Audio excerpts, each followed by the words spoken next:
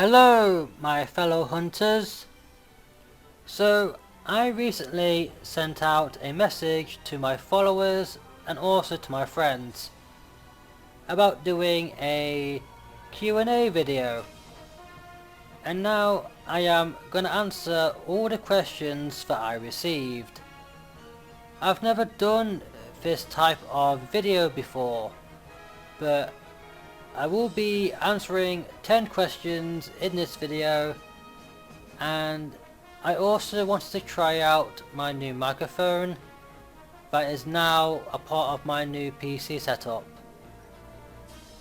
And so, let's dive in and start with the first question.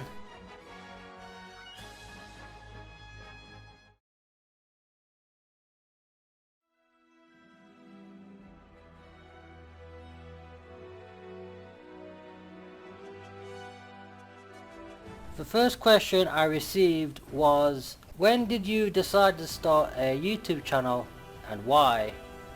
Asked by many of my followers. My inspiration of making a YouTube channel was honestly because I fell in love with the Monster Hunter series, and it has become my favorite game series, and I just wanted to showcase the coolest and the hardest monsters you can take on in World and Iceborne. I saw some videos from other Monster Hunter YouTubers such as Ridge Gaming Videos, Team Darkside and RX Gaming back in 2018, and it gave me ideas on how I can make my channel based around showcasing my solo squad hunts to showcase the monsters in full. At the time, I had my good friend Michael help me create my logos and also my video layout. Since back in 2019, I didn't know how to edit videos until Michael showed me, and over time I improved my editing skills. Since now I've been making videos for nearly 4 years, and I am constantly updating my channel with new artwork and also making videos for different games. I upload videos to showcase the hardest fights in the Monster Hunter series, from World, Iceborne, Generations Ultimate and Rise Sunbreak, but mainly because I want to showcase the monsters and show that a casual player like myself can clear the hardest stuff, and it also gives people a look into how I take on these monsters. But I also like other games, so I have branched out to Resident Evil, Horizon Zero Dawn, Doom, Sekiro, Armored Core, Elden Ring and Fallout, because I just like to showcase my take on these games, and I like to entertain people. So this is why I have started a YouTube channel, and I really like editing videos.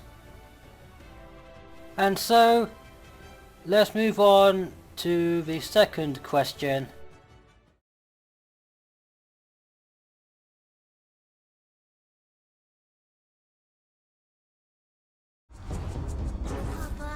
Paula. Dylan, what are we gonna do? If we don't go now, we'll never get back.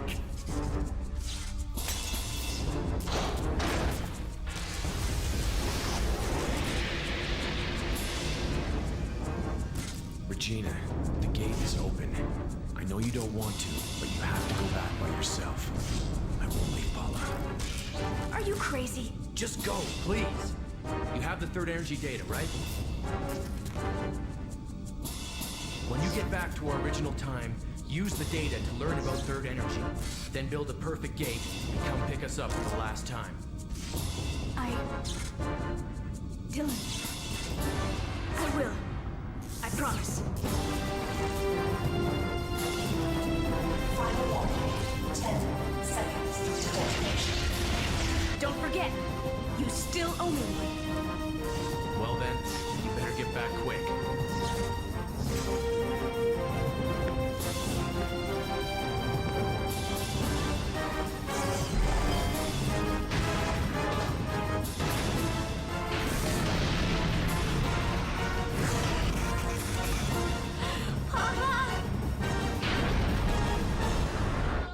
I have a lot of favourite games, but my most favourite game of all time is the first game I ever played back in 1999 on the PlayStation 1, Dino Crisis, and also its sequel that was released in 2000, Dino Crisis 2. Dino Crisis was the first horror game I ever played in my youth. The reason why I fell in love with Monster Hunter was mainly because of Dino Crisis. I loved dinosaurs when I was growing up in the 90s, and at that time Jurassic Park was the biggest movie released in 1993 and sparked a huge dino craze across the world at the time. Jurassic Park and The Lost World are my favourite films that I still watch to this day. When I was a kid, I was fascinated by reptiles, dragons, Godzilla, dinosaurs, and also many types of creatures and monsters from a lot of game and film series. But it all started with Dino Crisis. Ever since I played Dino Crisis, it has left a long-lasting impression on me, and it has made me passionate about dinosaurs and creature design. And since it was my first horror game, Dino Crisis is also the reason why I love the Resident Evil series and games like Dead Space and many others. So yeah, my gaming career started with Dino Crisis, and since then I have played many games that have interesting creature designs, and Monster Hunter has the most unique designs I've ever seen, which is why I fell in love with the Monster Hunter series. I still have my original copy of Dino Crisis that my dad brought me on my birthday back in 1999, and it's a game series that I want Capcom to revive, since Capcom also produces Resident Evil and the Monster Hunter series. Safe to say, Capcom has produced a lot of my favourite game series, but I just want Dino Crisis 1 and 2 to be revived.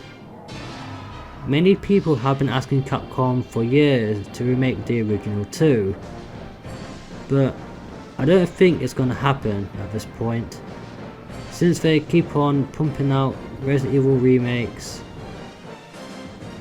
Dino Crisis was my first introduction into many things that I like today, and this is why Dino Crisis 1 and 2 are my most favourite games. The story of Dino Crisis is that a group of agents are sent to retrieve Dr. Kirk, a rogue scientist that was believed to have died in an accident during the course of an experiment. Tom, an undercover agent, infiltrates the secret military facility and confirms that Dr. Kirk is the head of a non-weapon project. The story is similar to the first few Resident Evils, since it's made by the same team who made the original Resident Evil 1 and 2. Dino Crisis is a survival horror at its core, with limited supplies, limited ammo, and tons of puzzles. Also with a lot of enemies to avoid, but raptors can follow you room to room. The main story of Dino Crisis is that our characters, Regina, Rick and Gale learn of the new energy source Dr. Kirk has developed. The third energy, an energy source that affects time and space. So what happened is the experiment has displayed the island from another time, hence why there are dinosaurs everywhere. Dino Crisis 2 carries on the story since Regina retrieved data on the third energy. But in Dino Crisis 2, another accident occurred. This time, an entire research base, a military institution, and a small town close by have disappeared. In their place now lies a jungle from another time. The story of both games are interesting since it centers around time travel, but it can cause plot holes, which is common in time travel stories. I played both of these games so many times over the years, and I adore both of these games and its characters. I like to see Regina, Dylan and all the characters again, since there hasn't been a third title to continue where Dino Crisis 2 left off. Dino Stalker and Dino Crisis 3 are non-canon, so only Dino Crisis 1 and 2 matter. And I think it's time that Capcom unites Regina and Dylan, since it's been over 20 years since we had a new Dino Crisis game. Recently they released Exo Primal, which has a red-haired character, which is a nod to Dino Crisis, I guess. But I just hope they do remake Dino Crisis 1 and 2 someday. And so, let's move on to the third question.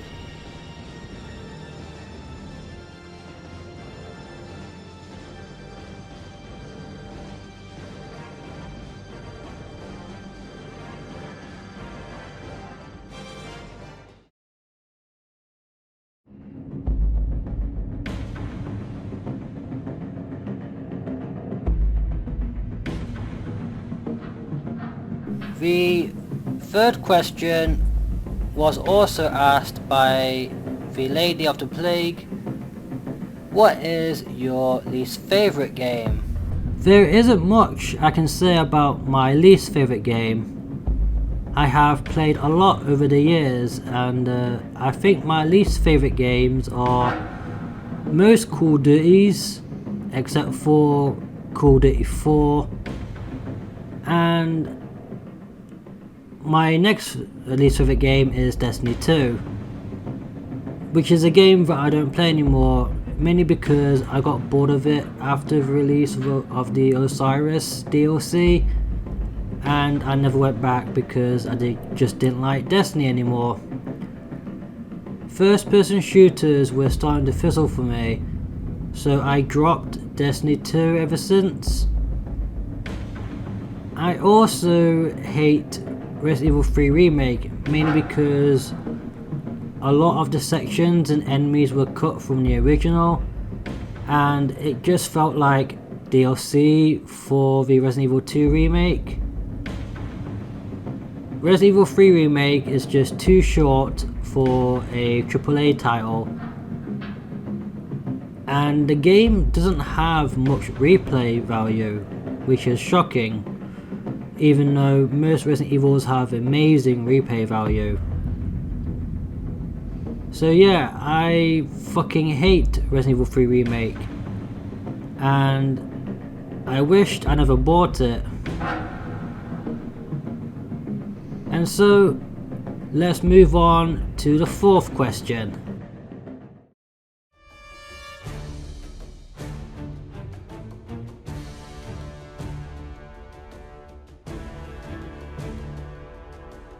My first triple cart in Monster Hunter World was a low rank Diablos, since World was my first proper Monster Hunter game. and Diablos was my first world back then.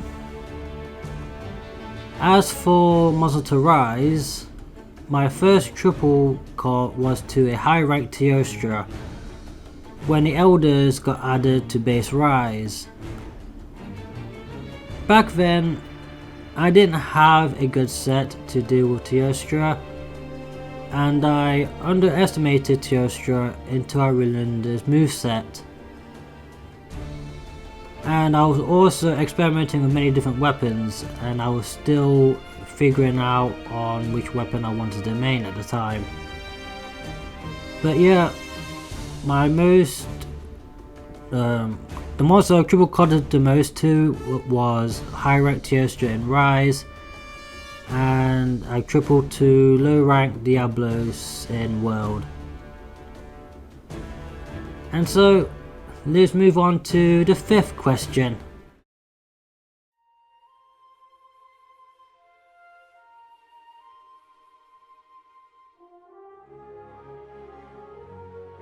The fifth question I received is, how many Monster Hunter games have I played? Asked by many of my followers. When it comes to Monster Hunter, I started my first proper Monster Hunter in 2018, which was Monster Hunter World. But then I beaten World and was waiting for the release of Iceborne. I brought a 3DS to play Monster Hunter 3 Ultimate, Monster Hunter 4 Ultimate, and Monster Hunter Generations. Monster Hunter 4 Ultimate was the second Monster Hunter game I have completed, and it made me a better player and hunter in the long run. I then played through Generations, which was similar to Monster Hunter 4 Ultimate, but it had a different playstyle. Since Generations introduced Hunter Arts, which drastically changes the weapon's playstyle. I do have a little story for you guys.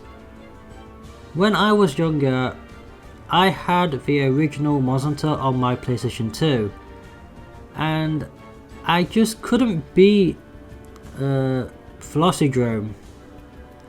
Yes, a Velocidrome. As in, I had no clue what I was doing when it came to the controls and how to fight the monsters. So I guess I just filtered myself. And then I just got rid of the game, realizing now that I wasn't even far into low rank, and I just look back and laugh and see just how far I have come as a hunter. But in total I have played 5 Monster Hunter titles, and my most favourite Monster Hunter titles go in this order: Monster Hunter 4 Ultimate, Monster Hunter World, Monster Hunter 3 Ultimate, Monster Hunter Generations Ultimate, and then Monster Hunter Rise Sunbreak.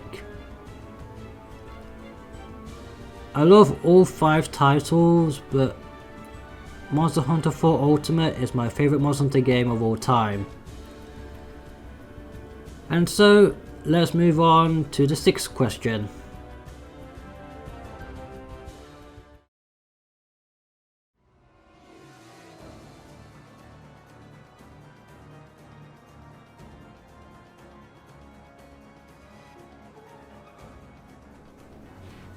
The next question, asked by my good friend Ryan. How did you land on your main weapons and why? My first weapon I picked up when I started Monster Hunter World was the Charge Blade.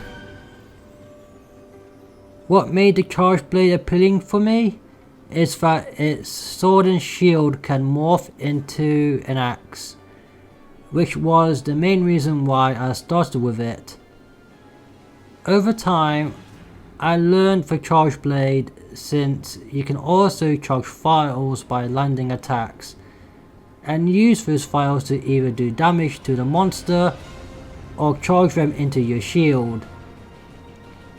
Charge Blade, with its shield charged and maxed out files, can land its ultimate combo, the Elemental Discharge, which was something I didn't learn until high rank. So for base world, I used Elementless Impact File Charge Blade because it was the strongest at the time, but I mainly liked using the discharge and using axe mode to deal file ticks on a monster's face for a KO. The second weapon that I picked up was the Switch Axe, a weapon that can morph between axe and sword mode. Over time, while you're attacking, you build up your amp gauge, and when it's full, the sword of your Switch Axe will deal file ticks on the monster, and its finisher can latch you onto the target and do a discharge.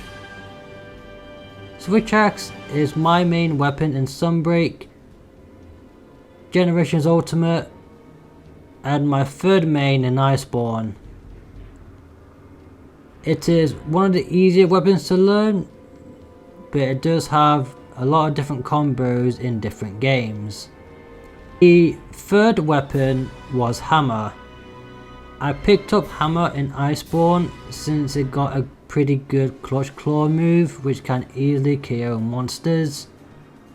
Hammer is a basic weapon. Just charge the hammer to land the hardest hit you can. It is one of the hardest hitting weapons in Moss Hunter, just like the Great Sword. And it's my second main in Generations Ultimate. The fourth weapon is Dual Blades. I picked up Dual Blades in Iceborne mainly because I wanted to try out something new. The Dual Blades are the best weapons when it comes to doing elemental damage, since they attack very quickly in a short time. I used Dual Blades on Electrion, since Dual Blades can get the elemental trip very easily. I also use Dual Blades in Sunbreak since they are my second main, but I don't have a finished set for them since I need to make a new set to run Berserk and Strife, and to use them for special investigations, but I just haven't finished a set yet. But yeah, these are my weapons that I use in over 4 Monster Hunter games, but I'd say my favourite weapon is Switch Axe, since I've been using it in Sunbreak and it has become my top weapon. And so let's move on to the 7th question.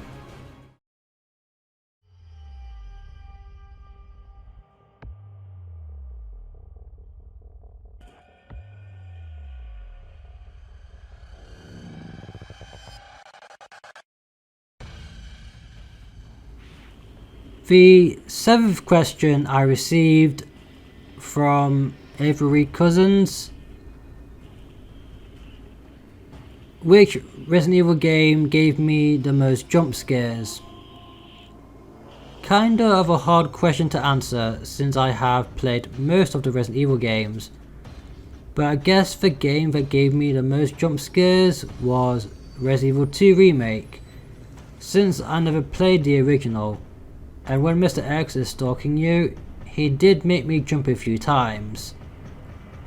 But also, the zombies gave me a few as well. I still play Resident Evil 2 to this day and it still gets me from time to time. And so, let's move on to the 8th question.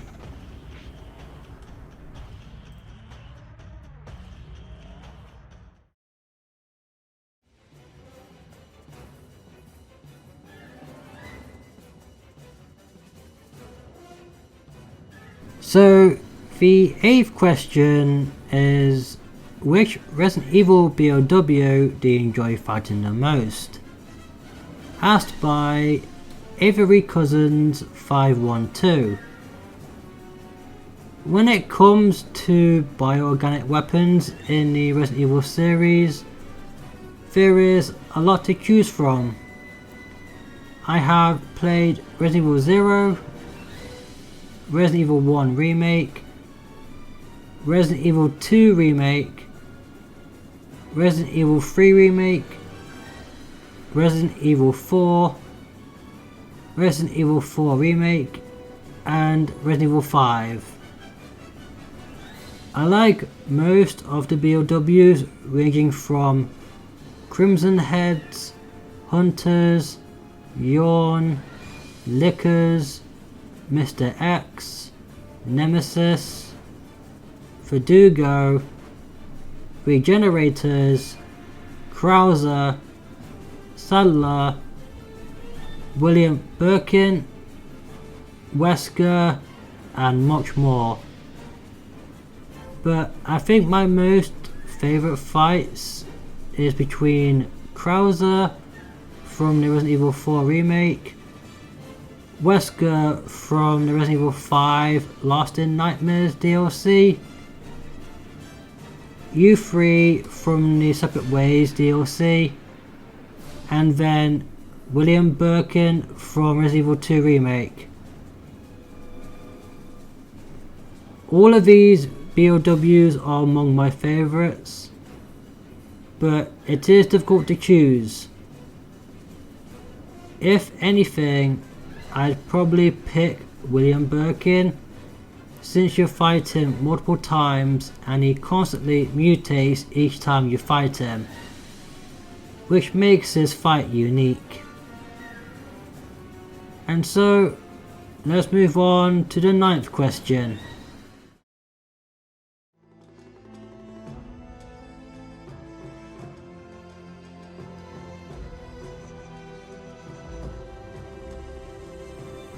The 9th question I received from Avery Cousins 512. What do you do for a living outside of YouTube? I am quite a private person outside of YouTube, but I live in the United Kingdom and I also work in retail as a team assistant in a grocery store. I am currently working full time, so I am not spending all my time on YouTube or Monster Hunter. I usually spend my days of making videos and playing games. Recently I got into the One Piece trading card game and I really enjoy it with my friends.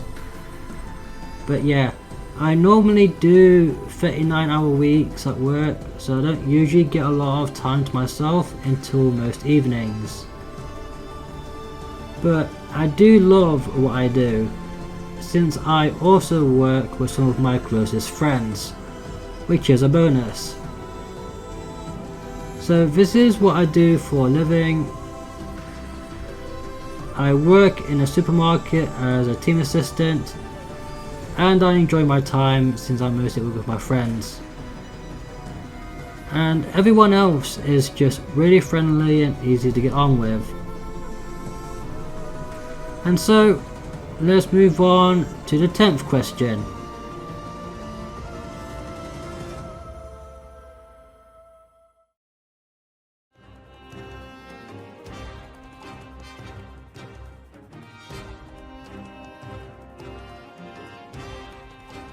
The 10th question I received from Hurricane Chaos Emerald 9666. Do I plan to make more videos for other games? I am currently focusing on more special investigations from Sunbreak, but I have been uploading videos of Armored Core and many other games. As for future projects, I might be moving on to brand new releases, depending if they have my interest. But if you guys want to see more videos of Fallout, Horizon, Doom, Elden Ring, or even Resident Evil, just let me know if you want to see this kind of content.